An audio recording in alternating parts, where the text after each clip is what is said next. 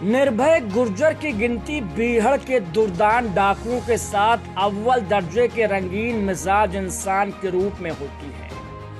उसके गिरोह के जिंदा सदस्यों का कहना है कि वो जिस गांव में दाखिल होता था, रंगरलियां मनाकर ही वापस लौटता था। बीहड़ में उसके साथ 3 महिलाएं नीलम गुप्ता, सरला जाटव और मुन्नी पांडे रहती थी। तीनों का उसने अपहरण करने के बाद उन्हें अपने गैंग में शामिल कर लिया था। निर्भय का उसके बेटे की पत्नी के साथ भी अफेयर था।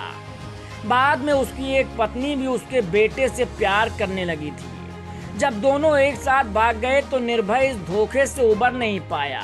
यहीं से उसकी उल्टी गिनती शुरू हो गई। निर्भय गुर्जर का जन्म 1961 में अयाना औरैया थाना इलाके के गंगदासपुर गांव में एक साधारण परिवार में हुआ था।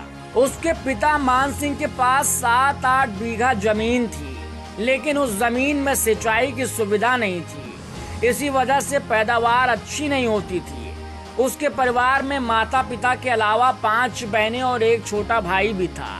निर्भय की एक बहन भिंड के घिनौची गांव में ब्याही है। आमदनी कम होने की वजह से परिवार के भरण पोषण में मुश्किल आती थी।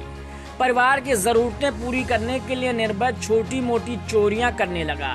उसके खिलाफ पहला मामला साल 1989 में जनपद जालौन के थाना चुरखी में डकैती के रूप में दर्ज किया गया था।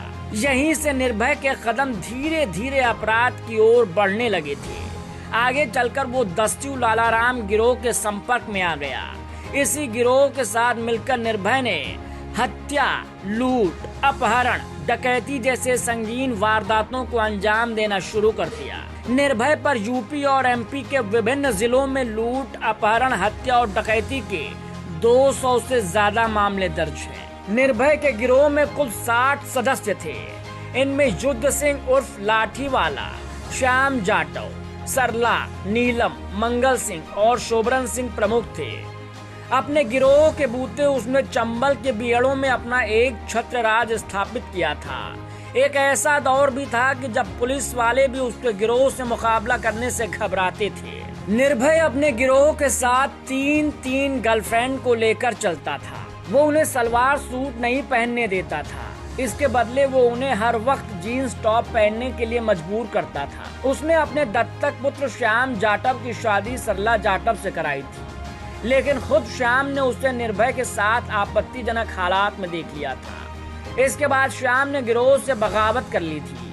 वो निर्भय की प्रेमिका नीलम के साथ भाग गया था और पुलिस के सामने सरेंडर कर दिया था। 2005 में निर्भय अजीमताल थाना इलाके के गांव सीता की गड़िया में पुलिस मुठभेड़ के दौरान मारा गया था।